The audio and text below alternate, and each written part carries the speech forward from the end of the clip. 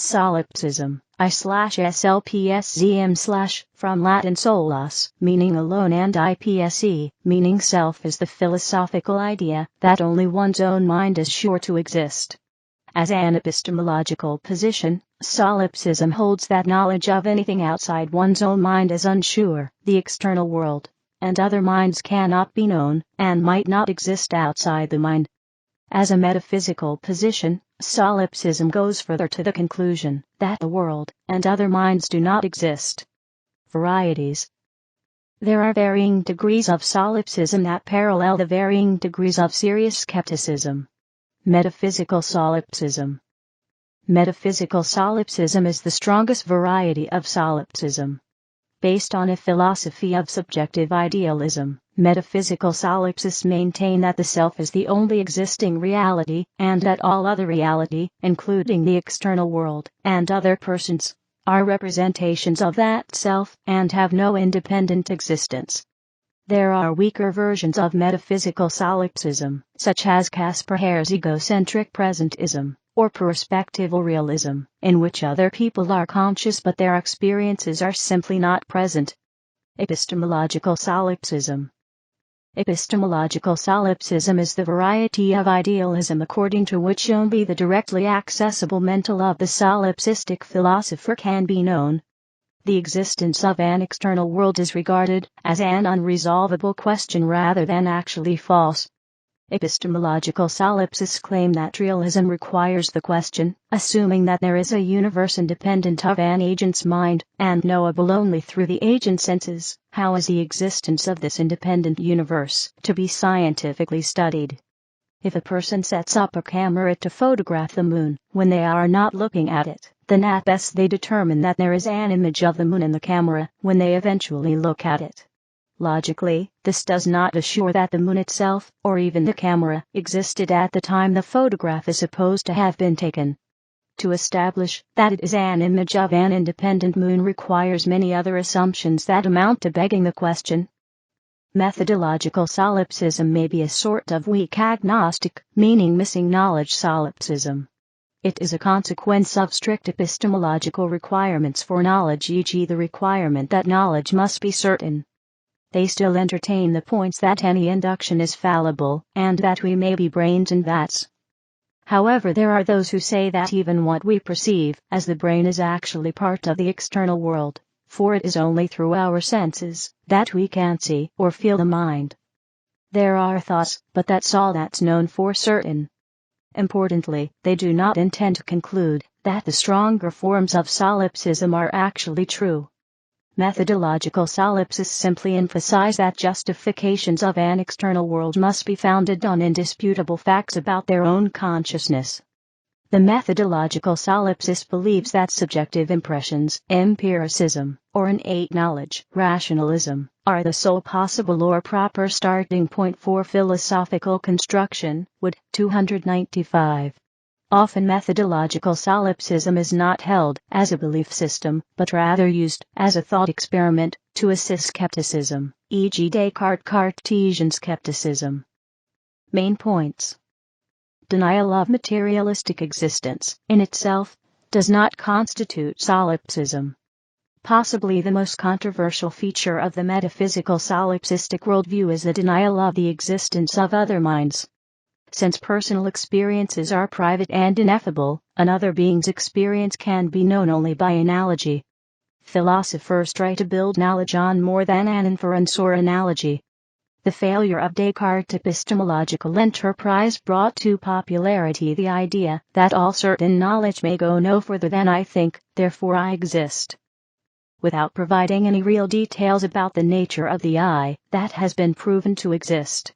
The theory of solipsism also merits close examination, because it relates to three widely held philosophical presuppositions, each itself fundamental and wide-ranging in importance. 1. My most certain knowledge is the content of my own mind, my thoughts, experiences, affects, etc. 2. There is no conceptual or logically necessary link between mental and physical, between, say, the occurrence of certain conscious experience or mental states and the possession and behavioral dispositions of a body, of a particular kind, see the brain in a vat. 3. The experience of a given person is necessarily private to that person. History. Gorgias, of Leontini. Solipsism is first recorded with the Greek pre-Socratic sophist, Gorgias, c. 483–375 BC, who is quoted by the Roman skeptic Sextus Empiricus as having stated: 1. Nothing exists. 2. Even if something exists, nothing can be known about it. 3. Even if something could be known about it, knowledge about it can't be communicated to others. Much of the point of the sophists was to show that objective knowledge was a literal impossibility. See also comments credited to Protagoras of Abdera. Descartes. René Descartes. Portrait by Franz Hals, 1648. The foundations of solipsism are in turn the foundations of the view that the individual's understanding of any and all psychological concepts, thinking, willing, perceiving, etc., is accomplished by making analogy with his or her own mental states, i.e., by abstraction from inner experience. And this view, or some variant of it, has been influential in philosophy since Descartes elevated the search for incontrovertible certainty to the status of the primary goal of epistemology, whilst also elevating epistemology to first philosophy. Berkeley. George Berkeley's arguments against materialism in favor of idealism provide the solipsists with a number of arguments not found in Descartes. While the latter defends ontological dualism, thus accepting the existence of the material world, res extensa, as well as immaterial minds, res cogitans, and God, Berkeley denies the existence of matter, but not minds, of which God is one. Psychology and Psychiatry. Solipsism is often introduced in the context of relating it to pathological psychological conditions. Austrian neurologist Sigmund Freud stated that other minds are not known, but only inferred to exist. He stated consciousness makes each of us aware only of his own states of mind, that other people, too, possess a consciousness is an inference which we draw by analogy from their observable utterances and actions. In order to make this behavior of theirs intelligible to us, it would no doubt be psychologically more correct to put it in this way, that without any special reflection we attribute to everyone else our own constitution, and therefore our consciousness as well. And that this identification is a sine qua non of understanding. Solipsism syndrome. Solipsism syndrome is a dissociative mental state. It is only incidentally related to philosophical solipsism. Solipsists assert that the lack of ability to prove the existence of other minds does not, in itself, cause the psychiatric condition of detachment from reality. Infant solipsism. Developmental psychologists commonly believe that infants are solipsist, and that eventually children infer that others have experiences much like theirs and reject solipsism. See infant metaphysics. Consequences. To discuss consequences clearly, an alternative is required: solipsism as opposed to what? Solipsism is opposed to all forms of realism, and many forms of idealism, insofar as they claim that there is something outside the idealist mind, which is itself another mind, or mental in nature. Realism in a minimal sense, that there is an external universe, is most likely not observationally distinct from solipsism. The objections to solipsism therefore have a theoretical rather than an empirical thrust. Solipsists may view their own pro-social behaviors as having a more solid foundation than the incoherent pro-sociality of other philosophies. Indeed, they may be more pro-social because they view other individuals as actually being a part of themselves. Furthermore, the joy and suffering arising from empathy is just as real as the joy and suffering arising from physical sensation. They view their own existence as human beings to be just as speculative as the existence of anyone else, as a human being. Epistemological solipsists may argue that these philosophical distinctions are irrelevant since the professed pro-social knowledge of others is an illusion.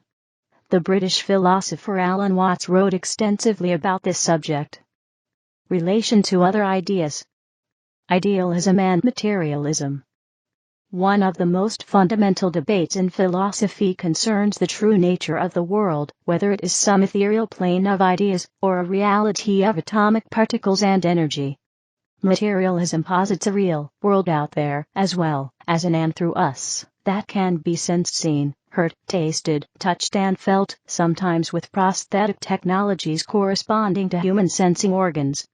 Materialists do not claim that human senses, or even their prosthetics can, even when collected, sense the totality of the universe, simply that what they cannot collectively sense is not in any way known to us. Materialists do not find this a useful way of thinking about the ontology and ontogeny of ideas, but we might say that from a materialist perspective pushed to a logical extreme communicable to an idealist and awaiting perspective, ideas are ultimately reducible to a physically communicated, organically, socially, and environmentally embedded brain state. While reflexive existence is not considered by materialists to be experienced on the atomic level, the individual's physical and mental experiences are ultimately reducible to the unique tripartite combination of environmentally determined, genetically determined, and randomly determined interactions of firing neurons and atomic collisions. As a correlative, the only thing that dreams and hallucinations prove are that some neurons can reorganize and clean house on break, often reforming around emergent, prominent or uncanny cultural themes, misfire, and malfunction. But for materialists, ideas have no primary reality as essences separate from our physical existence. From a materialist home team perspective, ideas are also social, rather than purely biological, and formed and transmitted and modified through the interactions between social organisms and their social and physical environments. This materialist perspective informs scientific methodology, insofar as that methodology assumes that humans have no access to omniscience, and that therefore human knowledge is an ongoing, collective enterprise that is best produced via scientific and logical conventions adjusted specifically for material human capacities and limitations. Modern idealists, on the other hand, believe that the mind and its thoughts are the only true things that exist. This is the reverse of what is sometimes called classical idealism, or, somewhat confusingly, Platonic idealism due to the influence of Plato's theory of forms, eidos, or idea, which were not products of our thinking. The material world is ephemeral, but a perfect triangle or beauty is eternal. Religious thinking tends to be some form of idealism, as God usually becomes the highest ideal, such as Neoplatonism. On this scale, solipsism can be classed as idealism. Thoughts and concepts are all that exist, and furthermore, only the solipsist's own thoughts and consciousness exist. The so-called reality is nothing more than an idea that the solipsist has, perhaps unconsciously, created. Cartesian Dualism. There is another option, the belief that both ideals and reality exist. Dualists commonly argue that the distinction between the mind, or ideas, and matter can be proven by employing Leibniz's principle of the identity of indiscernibles, which states that if two things share all exactly the same qualities, then they must be identical as in indistinguishable from each other, and therefore one and the same thing. Dualists then attempt to identify attributes of mind that are lacked by matter, such as privacy or intentionality, or vice versa, such as having a certain temperature or electrical charge. One notable application of the identity of indiscernibles was by René Descartes in his Meditations on First Philosophy. Descartes concluded that he could not doubt the existence of himself, the famous cogito ergo sum argument, but that he could doubt the separate existence of his body. From this he inferred that the person Descartes must not be identical to the Descartes body, since one possessed a characteristic that the other did not, namely, it could be known to exist. Solipsism agrees with Descartes in this aspect, and goes further. Only things that can be known to exist for sure should be considered to exist. The Descartes body could only exist as an idea in the mind of the person Descartes. Descartes and dualism aim to prove the actual existence of reality as opposed to a phantom existence, as well as the existence of God in Descartes' case, using the realm of ideas merely as a starting point, but solipsism usually finds those further arguments unconvincing. The solipsist instead proposes that his/her own unconscious is the author of all seemingly external events from reality. Philosophy of Schopenhauer. The World as Will and Representation is the central work of Arthur Schopenhauer.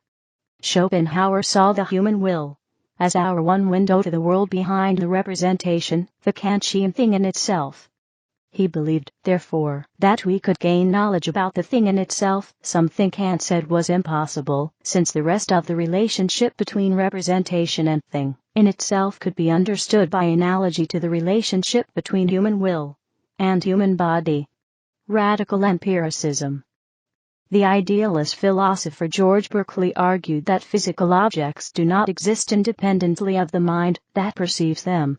An item truly exists only so long as it is observed, otherwise, it is not only meaningless, but simply non-existent. The observer and the observed are one. Berkeley does attempt to show things can and do exist apart from the human mind and our perception, but only because there is an all-encompassing mind in which all ideas are perceived, in other words, God, who observes all.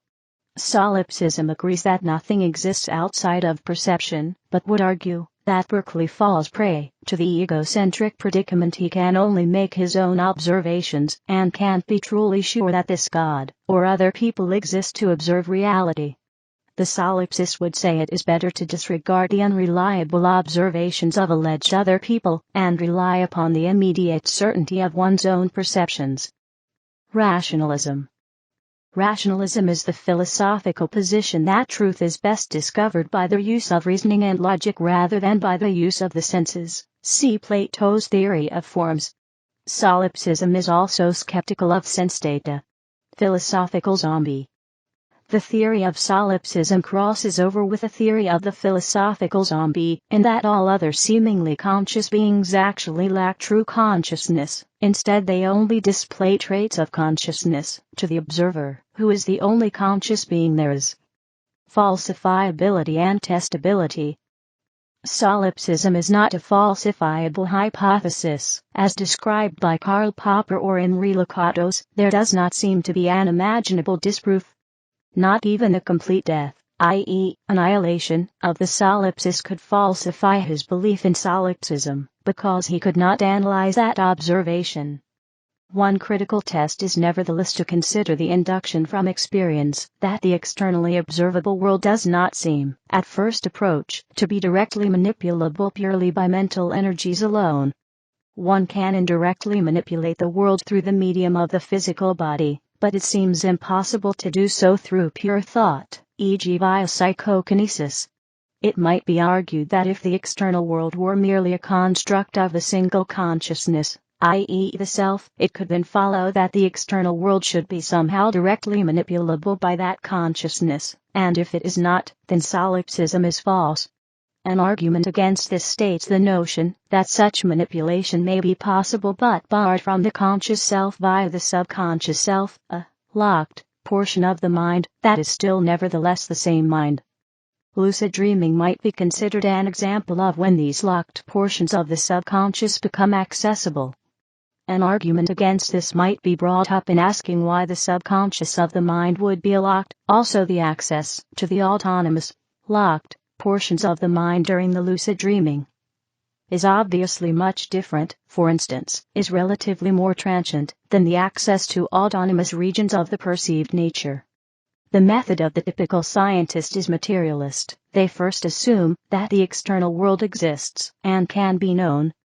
But the scientific method, in the sense of a predict observe modify loop, does not require the assumption of an external world. A solipsist may perform a psychological test on themselves to discern the nature of the reality in their mind. David Deutsch uses this fact to counter-argue below. This investigation may not be proper science, however, since it would not include the cooperative and communitarian aspects of scientific inquiry that normally serve to diminish bias. Minimalism. Solipsism is a form of logical minimalism. Many people are intuitively unconvinced of the non-existence of the external world from the basic arguments of solipsism, but a solid proof of its existence is not available at present. The central assertion of solipsism rests on the non-existence of such a proof, and strong solipsism, as opposed to weak solipsism, asserts that no such proof can be made. In this sense, solipsism is logically related to agnosticism in religion, the distinction between believing you do not know, and believing you could not have known. However, minimality, or parsimony, is not the only logical virtue. A common misapprehension of Occam's razor has it that the simpler theory is always the best. In fact, the principle is that the simpler of two theories of equal explanatory power is to be preferred. In other words, additional entities can pay their way with enhanced explanatory power. So the realist can claim that, while his worldview is more complex, it is more satisfying as an explanation. Samsara. Many ancient Indian philosophies which advocate the notion that all matter, and thus humans, is subtly interconnected with not only one's immediate surroundings, but with everything in their universe. They claim that the perception of absolutely independent beings and things is an illusion that leads to confusion and dissatisfaction, samsara. The solipsist, however, would be more likely to put oneself, or merely their own mind, in the center, as the only item of reality, with all other beings, and perhaps even their own body, in reality illusions. Eastern philosophies. Some solipsists believe that some tenets of Eastern philosophies are similar to solipsism. Taoism and several interpretations of Buddhism, especially Zen, teach that the distinction between self and universe is arbitrary, merely a habit of perception, and an artifact of language. This view identifies the unity of self and universe as the ultimate reality. Zen holds that each individual has Buddha mind, an all-pervading awareness that fills their entire existence, including the external world. This need not imply that one's mind is all that exists, as with solipsism, but rather that the distinction between I am and it is ultimately unnecessary, and a burden that, paradoxically, gives rise to an illusory sense of permanence and independence, that separate self which suffers and dies.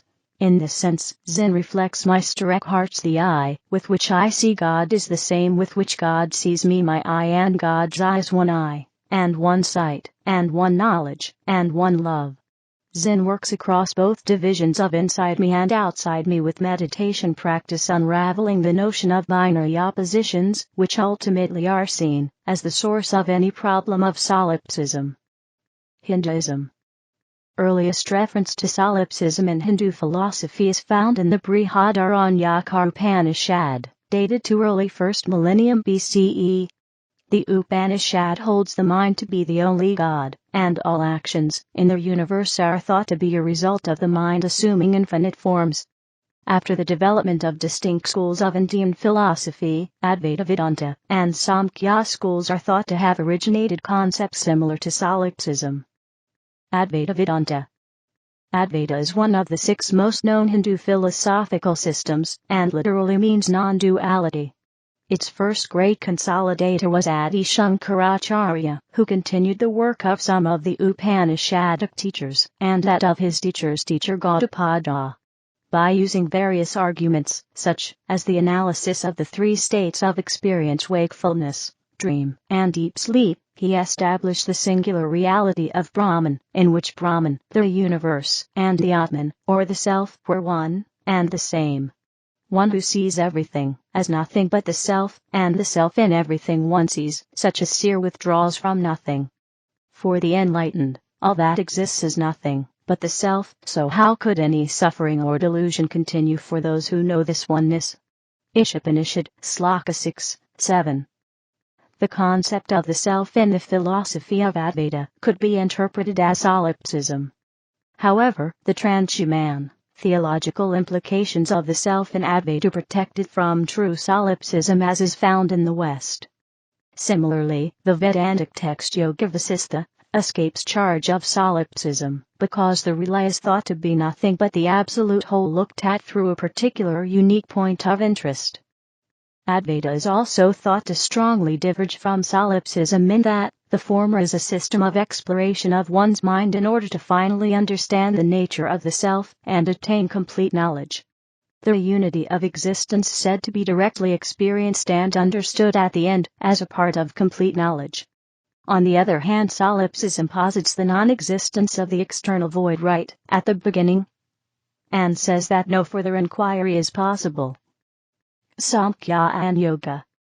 Samkhya philosophy, which is sometimes seen as the basis of yogic thought, adopts a view that matter exists independently of individual minds. Representation of an object in an individual mind is held to be a mental approximation of the object in the external world. Therefore, Samkhya chooses representational realism over epistemological solipsism. Having established this distinction between the external world and the mind, Samkhya posits the existence of two metaphysical realities: prakriti, matter, and purusha, consciousness. Buddhism. Buddhism asserts that external reality is an illusion, and sometimes this position is misunderstood as solipsism. Buddhist doctrine, though, holds that both the mind and external phenomena are both equally transient, and that they arise from each other. The mind cannot exist without external phenomena, nor can external phenomena exist without the mind. This is a process known as pratyasamitta, or codependent origination. The Buddha stated, within this fathom-long body is the world, the origin of the world, the cessation of the world, and the path leading to the cessation of the world. Whilst not rejecting the occurrence of external phenomena, the Buddha focused on the illusion created within the mind of the perceiver by the process of ascribing permanence to impermanent phenomena, satisfaction to unsatisfying experiences, and a sense of reality to things that were effectively insubstantial. Mahayana Buddhism also challenged as illusion the idea that one can experience an objective reality independent of individual perceiving minds.